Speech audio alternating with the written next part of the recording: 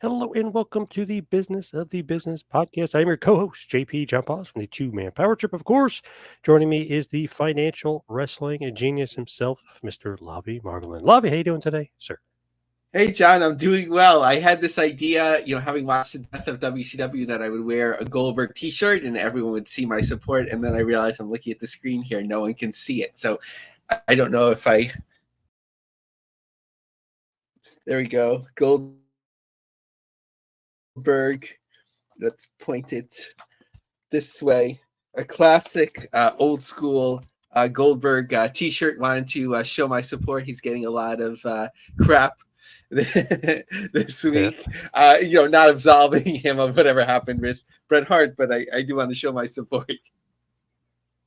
Love it. Goldberg fan. Of course, I love it. I was just talking to Russo, and he said, I know Goldberg's trying to get me to say something bad about him, but I will not. So I thought that was good to take the high ground because Yeah, obviously Goldberg did Russo, say he was going to bury him. for all of like Russo's sound bites, like he doesn't come across bad in the show. He's sort of like, I had a contract, I wasn't gonna agree, I didn't want to be part of a committee, whatever it may be. And his all things considered, those first 3 months weren't that bad. And but what do they say? 1,000 cuts. But I do Yes. believe it was the finger poke that there was really like no coming back. I mean, could have come back from it, but like that was really like set it downhill. I don't think people really remember like the blood spot. That was already kind of when it was a disaster. But one of the Yep. things that I think like Bischoff keeps talking about and no one ever like sort of argues against it is like when they asked for 2 more hours of television, right? For Thunder, look, how long has SmackDown been running? And it might have sped up, sort of like fatigue with the Attitude Era, because you saw the same talents and sort of storylines over and over. But listen, it's been running for 25 years and it didn't sink the WWE. I think they could have done a much better job with Thunder. It was sort of like they didn't care. I remember being excited about the first Thunder. The set was dark. It was like cheesy. And, people could go back and look the results, and I'm sure it proved me wrong or whatever. But as I remember it, I think it was only like Randy Savage, right? That was like a star on the show. It was, you could see it was like a step down, but not even like an interesting one. Like WCW Saturday Night, it had its thing. But Thunder was sort of like in between. It might have been live, but it wasn't like this is the top thing. And it wasn't like, okay, we're going to make the best out of third tier. Like it existed neither here nor there. And which also like killed them, they weren't paying the production costs of the show. So that's probably why, like, okay, we'll just throw a set together. You guys aren't paying for it, so they got screwed basically.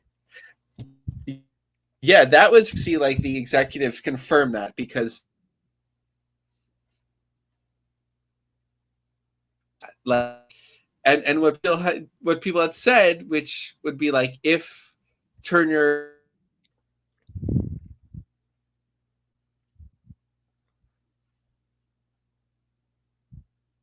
last year with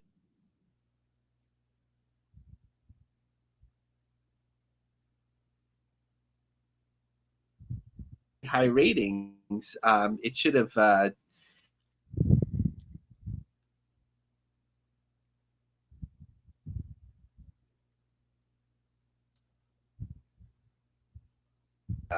late 90s. So let's kick off some news. Let's talk about the latest from Triller. What's going on with Triller? Yeah, as I got an email from their PR department, they shared. Sorry, this isn't good news this time. Just wanted to acknowledge the passing of Keith Evans, longtime Triller TV executive, who was very chief streaming operations officer, and we know how successful they've been, especially in pro wrestling and fight sports. The what was previously known as the fight side of things, but when I went to learn more about him, first to acknowledge like what a family man. I believe he had 7 children and 19 and 12 grandchildren. And he survived not only by his wife, but and his brothers, but also by his father, which is always sad for somebody to bury their child. But he really, like, when you think about like the MMA world, like he streams through like so much of it. Like from 1995, imagine that, to 2006, he was the director of information systems at UFC. Then there was apparently some controversy right when he went to the IFL, and that was a fascinating disaster in itself. The IFL, started by Gareb Shamus of Wizard magazine, which I used to love, the comic book magazine, for 2 years. True Alliances and Entertainment and Tap Out Worldwide for a year. MMA World Series of Fighting, Chief Operations Officer. Go Fight Live, before coming to Fight and what's ultimately been Trailer TV. So, I don't think the time is right to necessarily analyze the business impact that this will have. We want to acknowledge this person's life. But he's certainly involved in a number of things, and it will, have an impact when somebody has that much institutional knowledge. It's hard to replace, and apparently this was an unexpected tragedy, unexpected passing. So just sending good thoughts to the colleagues, friends, and of course family of Keith. Survey says, what's going on So with Gavin Bridge? A wonderful gift from Gavin Bridge, the Fast Master, at iRule TV on X. So he surveyed 3,000 people, 18 to 64 in the US. It was mainly a survey focused on streaming, but about sports fandom as well. I'm not sure if that extensive survey has come out yet, or we got like an early. But it's interesting. 17% of those surveyed said they're fans of the WWE. They have an affinity for it. Doesn't necessarily mean that they're big fans. So that number seemed high to me, because going back 40 years, you'd have surveys of sports fans, and it would be like, well, in the territory days when they would do it, like really like the late 70s, early 80s, you would see in like the newspaper archives and so on, there the number would be higher of fans. But as soon as like the WWF had an impact, people were like somewhat embarrassed by it. So the numbers would be like single digits and low, as far as I remember. But so 17% of those surveyed said they're fans of the WWE.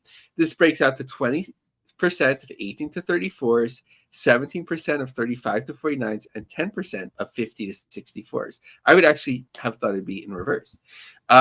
Closest sports for fandom to WWE are NHL at 18%, men's college basketball, same, boxing, 16%. That's a little bit higher than I would have expected. UFC, 15%. I would have expected higher. NASCAR, 14%. I would have expected higher on that. I think PGA would be thereabouts too, but it got programmed wrong in survey, so PGA couldn't be measured. So, John, what percent do you think said that they're fans of AEW? 10% maybe? So 4%. Oh, ouch. AEW is at 4% of 18 to 64 saying they're a fan, which makes sense for a challenger brand, according to Gavin. I'm off my game here. Breaks out as 4% for 18 to 34s, 5% to 35 to 49s. And then interesting flop, 2% for 50 to 64s, right? They don't like the flippy flops. Maybe Jim Cornette fans. What would have been interesting, and I'll have to mention this to Gavin next time, is since it was focused on streaming, I'd be curious about affinity for TNA, just because they have such a big presence there. I wouldn't expect it to be more than 1 or 2%, if anything. But, that would be something I'd like to see next time. Very, very interesting. Now, what is going on with a little bit of faction warfare? What the heck is going on with this?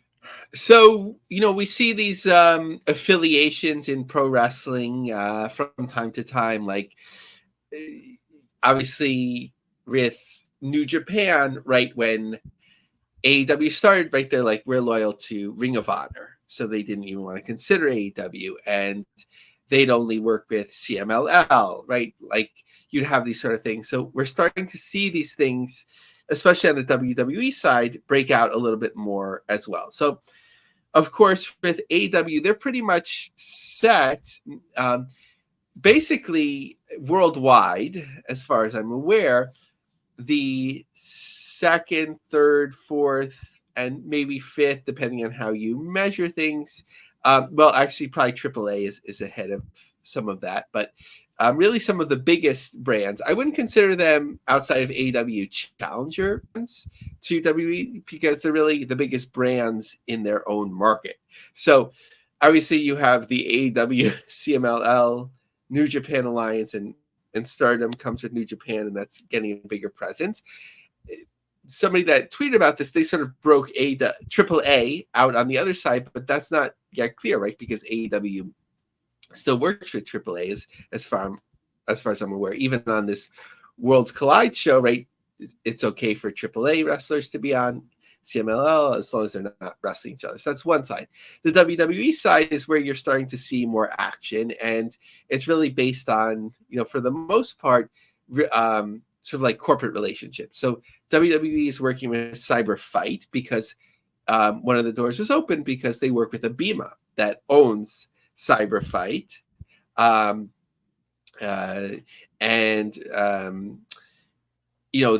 like sort of like WWE distributes in Japan through there.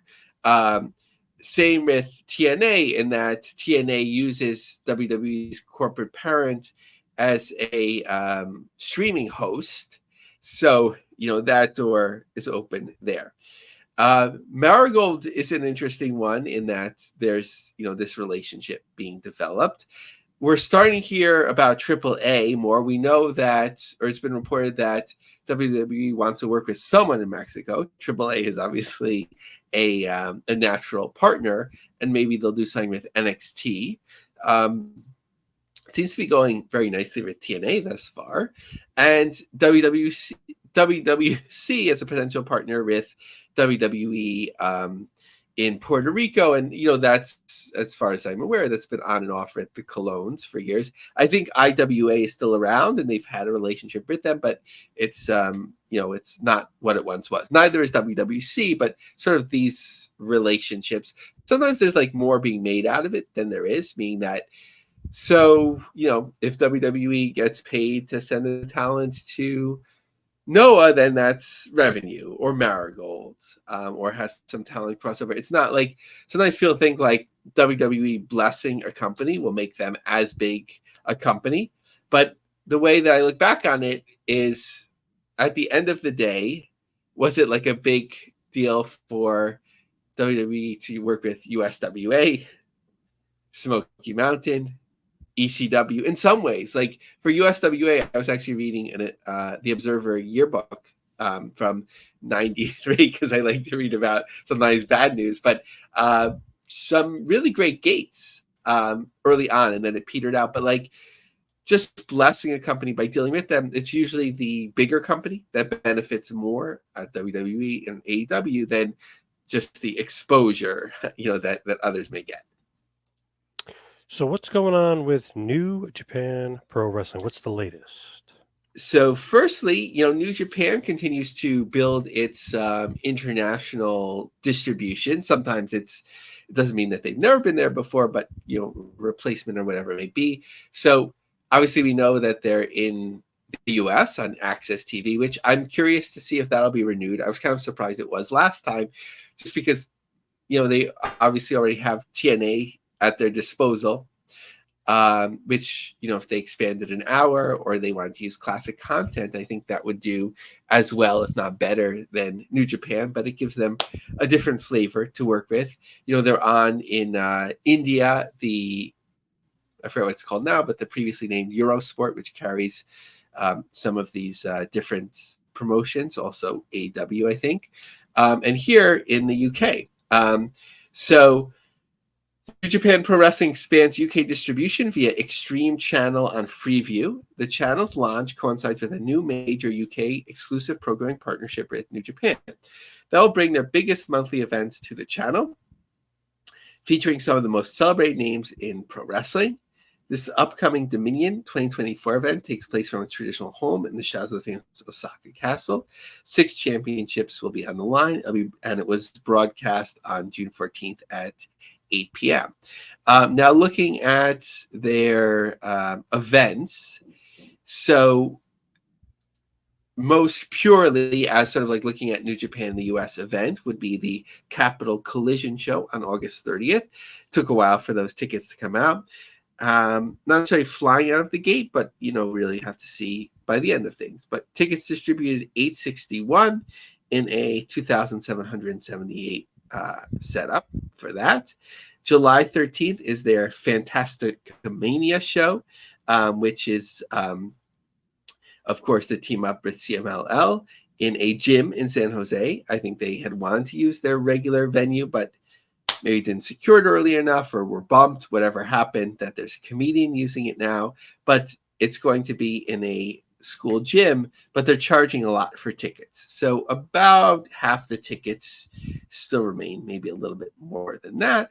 And then just to get a little bit of a temperature of the New Japan brand, there has been a pretty big pickup in the Forbidden Door show.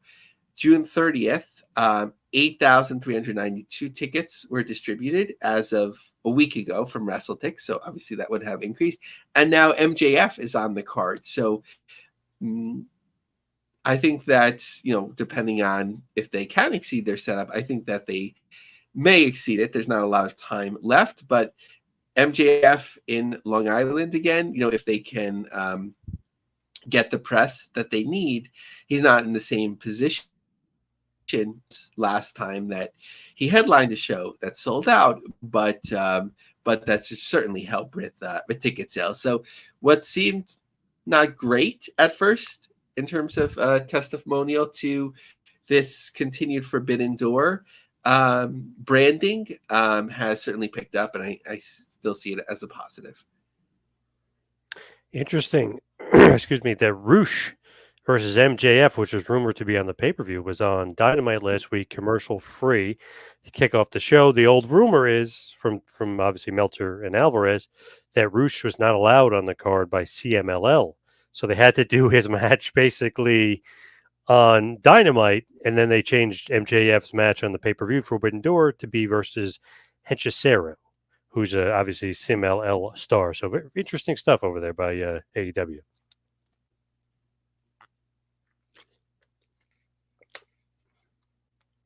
Now, as far as it's hard to balance the it's hard to balance the politics as we were talking about before. When you have talent under contract, but they're still committed to others. So sort of why sometimes these factions don't always work out so well, but as long as you could find something that makes it work, then it's, the opportunity to keep going. What is going on in the world of TNA, Anthem Sports, and everything in between? So we've been doing for the last couple of weeks, like, where in the world is Richard Schaefer, right? Like, such a big name in combat sports. It seemed like he went poof from Anthem, and I didn't see any LinkedIn or any news announcements, and you would think something would be going on unless he was managing something of a personal nature, retiring or something like that. It would be like, okay, where is he? So suddenly he appeared back, basically the type of place he should, not necessarily where he should have always been, but probably the most comfortable fit for him is to run a big time boxing. I don't know if you call it promotion or promotional company, representative company, or whatever. But as we move forward, we are excited to announce that Mayweather Promotions will be joining forces with Richard Schaefer, a highly sought-after finance expert and a phenomenal founder in the world of promotional boxing with over 40 years' experience combined. Together, we will expand our presence by establishing Mayweather headquarters in LA. Our goal is to elevate Mayweather Promotions to global success, supporting fighters worldwide and assisting them in making rewarding business decisions that will benefit them well beyond their careers. We look forward to this new chapter and the continued global success of Mayweather Promotions. Actually, speaking about boxing, not to get too far off topic, have you heard, John, about Saudi Arabia's rumored latest efforts in the world of boxing? No, I haven't. So basically, what they are hoping to do is to create, and I know, like, this has been tried before, but they have a lot of money to create like basically one boxing super promotion, so that they would buy out contracts and they'd work with some of the biggest promoters to have 8 male fighters in each weight class, at least the 8 best or biggest, and they would, so that you could like constantly make super fights. Wow, interesting.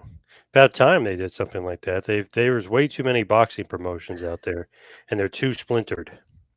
Yeah, so it's like I would watch it more, right? Like if you knew like, Yeah. okay, this is the best and fighting the best and so on. And with most places and certainly boxing, people go to where the money is. So if they have the ability to sustain losses for a number of years potentially, it could really be really be something. But going back to TNA and Anthem, so we were trying to read the tea leaves and figure out like, okay, they're unwinding of executives, what's going on, and there weren't a lot of shows booked, but now that there are shows booked and Jeff Hardy is signed, so whatever that would cost, and now they bring in an executive with WWE experience. Veteran sports sales executive Rob Klingman named Chief Revenue Officer. The former WWE executive will lead the development of partnerships and revenue growth for TNA. Anthem, a global multimedia company, announced that Rob Klingman has been named Chief Revenue Officer of Anthem, effective immediately. Klingman will report to Anthony Siccioni, president of Anthem Sports Group. So that's interesting in itself. It won't go through. He wants to report to Ariel Schnerer, who oversees TNA. He will report directly to Anthony Siccioni because Klingman's duties will be beyond TNA. With nearly 3 decades of experience working at the highest level of mainstream sports for some of the world's most recognizable brands, Klingman will be responsible for driving revenues across all aspects of the business, with an emphasis on sales and advertising, sponsorships, and strategic partnerships with Anthem's TNA, one of the world's top wrestling organizations, and Invicta. Rob has built a distinguished track record in the sports arena, guiding some of the biggest brands in the business to grow existing revenue and develop new revenue streams, said Siccioni. His duties as Anthem Sports Group's CRO will place special emphasis on TNA and Invicta, for which he is uniquely suited after spending 8 successful years with WWE.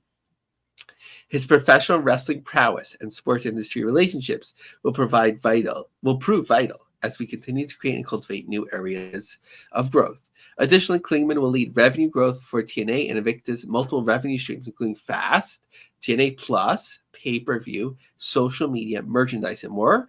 He'll also work closely with the sales team of Access, where TNA's flagship show runs. He'll utilize his experience of sustained success for WWE, where he served as VP of Global Digital and Integrated Sponsorship Sales. During his tenure, he quickly established WWE as a premier sponsorship platform, securing first-time partnerships with major brands such as Geico, Coca-Cola, AT&T, Nestle, and Papa John's. The challenges, which we've talked about before, he has AT&T in his Rolodex, to use an outdated term. Hi, it's Rob, me. You're not with WWE anymore? Who are you working with? TNA. What? TNA, excuse me. So it's always a challenge, I would say, when you're seeking sponsorships and you still retain that name. Like we talked about, I don't think it's like as associative anymore, but it still obviously carries a stigma, and it's a little bit silly, but that's their burden to bear. So, okay, so Slammiversary. So, John, I have to admit to something. I made a mistake. Whoa. This might be the first time this ever happened, but something was shared on X without fully checking the facts. Damn it. So what happened was I got way too excited when I went to the Slammiversary sales page, the Eventbrite page, and I saw this massive expansion of reserved tickets. And not a single one of those tickets was for sale. So I counted the map and I said, I don't know, actually I covered myself a little bit when I wrote apparently, but I still admit to it. where not a single one of those 1,000 reserve tickets were on sale. And I tagged a lot of people, including you, John, and they shared out that it seemed like quietly those 1,000 tickets were gone. Lo and behold, and John, thank you for sharing the press release with me. Once they did announce that they were expanding their tickets of reserved seats, then the map came back up, and most of those expanded seats were on the map. So although they might sell out still, it wasn't at the time sold out. So I didn't make the mistake here on the podcast previously, but in the world of X. So we'll have to monitor how those ticket sales go. Gerard of bodyslam.net, who follows TNA very closely, had tweeted out independently confirming this report from PW Insider. TNA was absolutely thrilled with their against all odds pay-per-view last night. Jeff Hardy return was excellent, and there was a lot of really damn good wrestling up and down the card. We are told that the Cicero Stadium in Chicago was so packed that the fire marshal actually told TNA they could not allow any walk-ups into the building. TNA fans like on X are like taking that and running with it as like a huge win, which they should. The show was sold out well in advance, but there was no way to accommodate them. And Gerard had said, I can independently confirm this because I was there and the show was great. TNA continuing to expand its street team, which is something that I would have loved to do as a teenager. So as we've talked about before, sometimes I find it like a little bit like, I don't know, a little bit of a gray area. You're like a big corporation and you're getting people to do sort of free work for you while giving them a little bit of incentives. But the street team will be out in full in Montreal, Cleveland, Philadelphia, Tampa, and Louisville. So just looking ahead at TNA's shows without necessarily a ticket map count this time.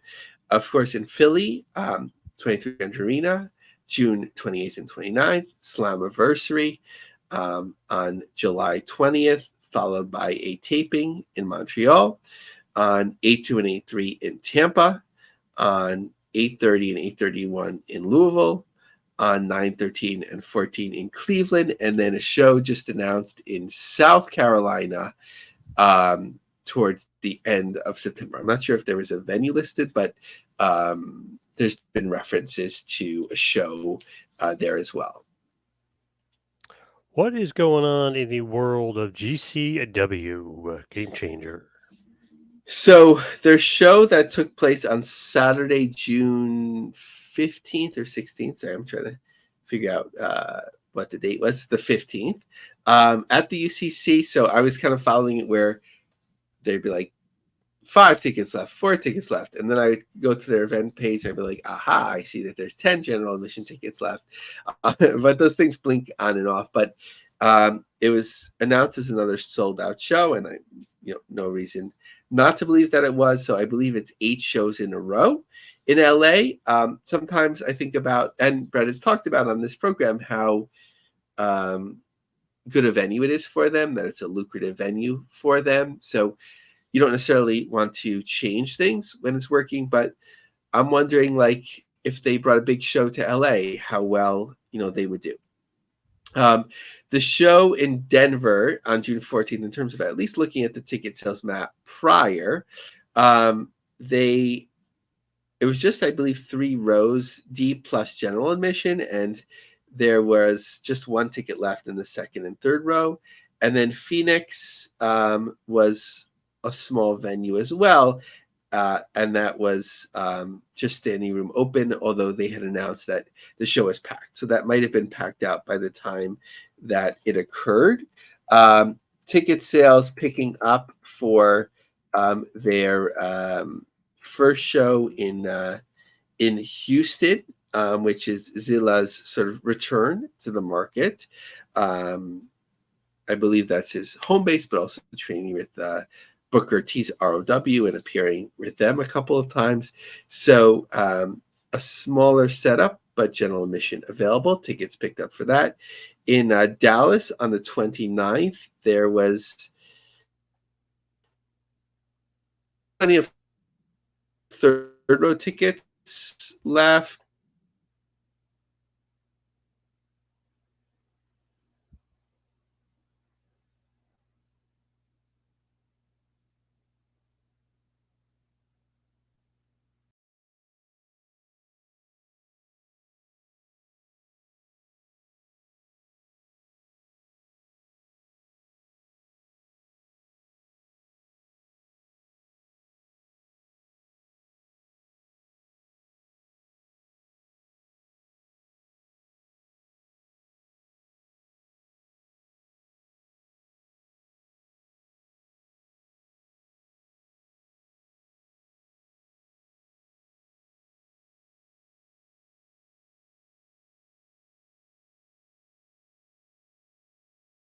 Cleveland on August 2nd.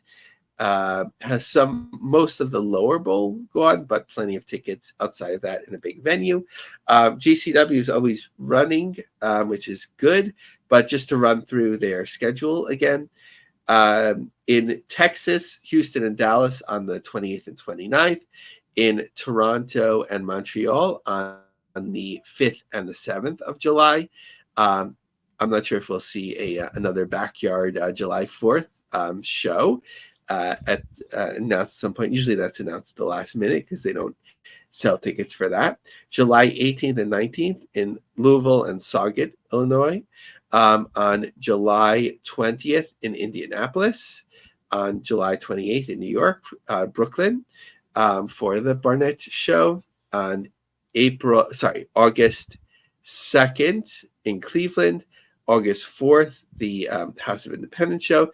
Now, interestingly, Triple Shot in Japan. So, first of all, teaming up with DDT in, I believe, Crockin Hall again on August 12th. Then they're running a venue. I don't have the name in front of me, but August 13th and 14th in Tokyo as well, which seats about 650.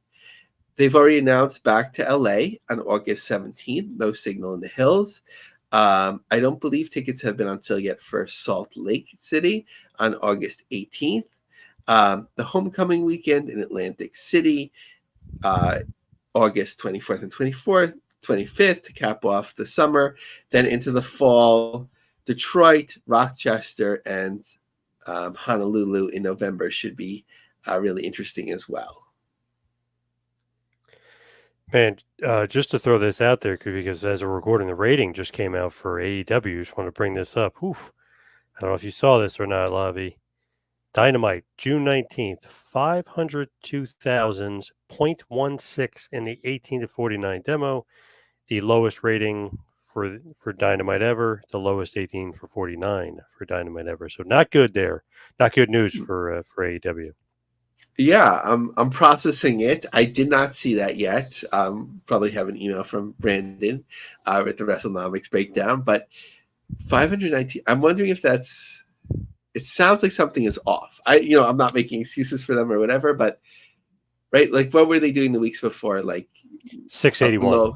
Okay, so a little bit of a drop, and then previously the low there was like around 700s, and then 800s was like a good week, and so on. I think you just something weird happened, like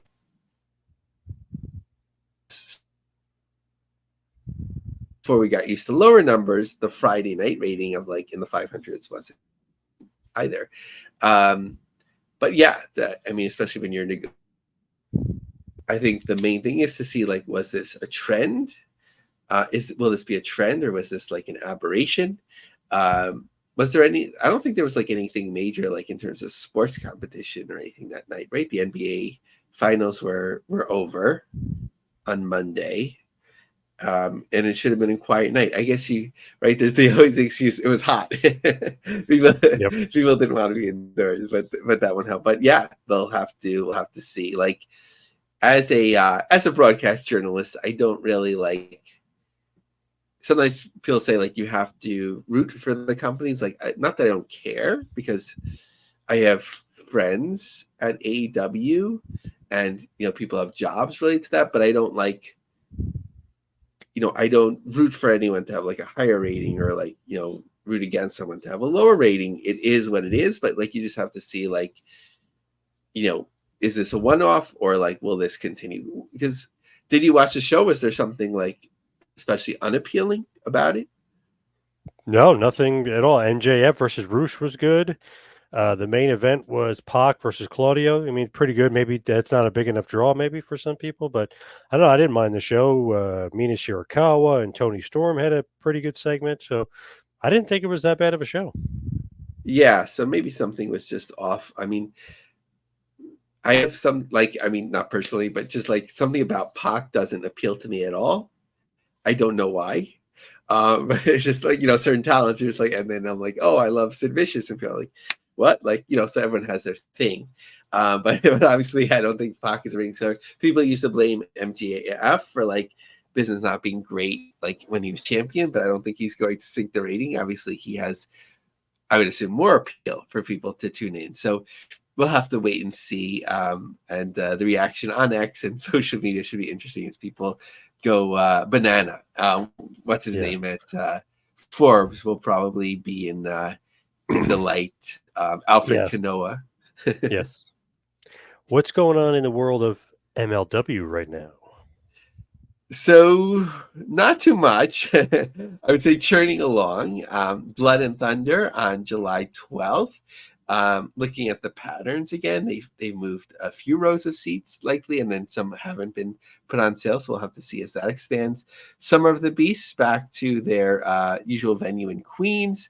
Some tickets gone, some still available. Usually they end up selling it out.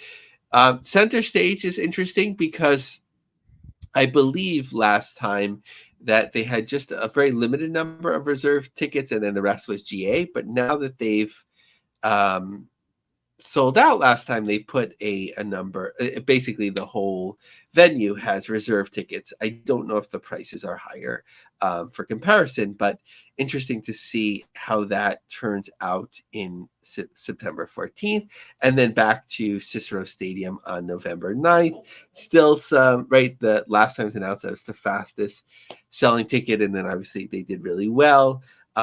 Still front row tickets, multiple front row tickets together still available. This was interesting and it's fine. It just seemed like a little bit low rent to me in terms of like a promotion that's national or wants a national profile and so on. Celina de la Renta had tweeted out that seeking local female wrestlers in Florida who are available on July 12th are open to work in the future. Must not be under exclusive contract with other companies. Message me directly or email me. So like, I don't know. Well, maybe they're just enhancement talent and you have like people that are going to come into squash or whatever, but it just seemed like a little bit low rent to me. And then they've had this posting for a long time, but they were resharing it. So either it's newly open or newly funded to hire. They're seeking to hire MLW seeking to hire a graphic artist. Interesting. Now, what is going on with Prestige Wrestling? What's the latest? Yeah, so I've been talking about with Prestige and followed by Limitless in a moment. Like they both have their ambitious shows upcoming. Prestige is much sooner on July 12th. So William Quintana, who I believe runs Prestige, had tweeted out a billboard that they have in town. Why not? Viking Pavilion Arena, Combat Clash, sort of get the word out in that way.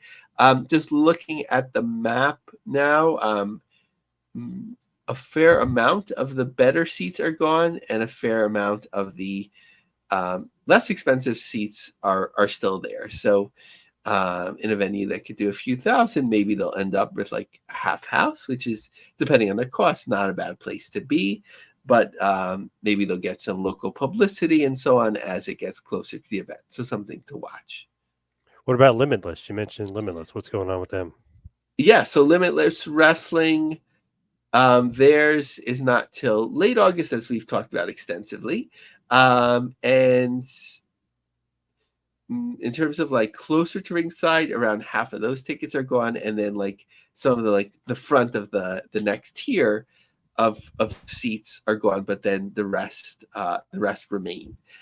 As the owner of Limitless talked about, they're taking a risk on this show, their biggest risk, so something to still watch for both shows. What is going on in the world of the NWA? Seems like they've got some shows coming up. Yeah, as we were going to recording, I had seen a headline that Colby Carino had has been, not say rumored, but reported as having re-signed, I believe, by Fightful. So that's really a smart move for them. I think along with Morton, that those are like their key some of their key building blocks. But just to show sort of like their different promotions and what's going on. So on June 21st with FTW NWA Showdown in Lake City, Florida. On June 22nd, Exodus Pro. June 28th, Chicago. So when you have different promotions, right? June 28th, also NWA Crossfire Night of the Daredevils. So some towns going to one, some towns going to another. August 31st, NWA 76 in Philadelphia. On October 26th, Samhain in Sarasota.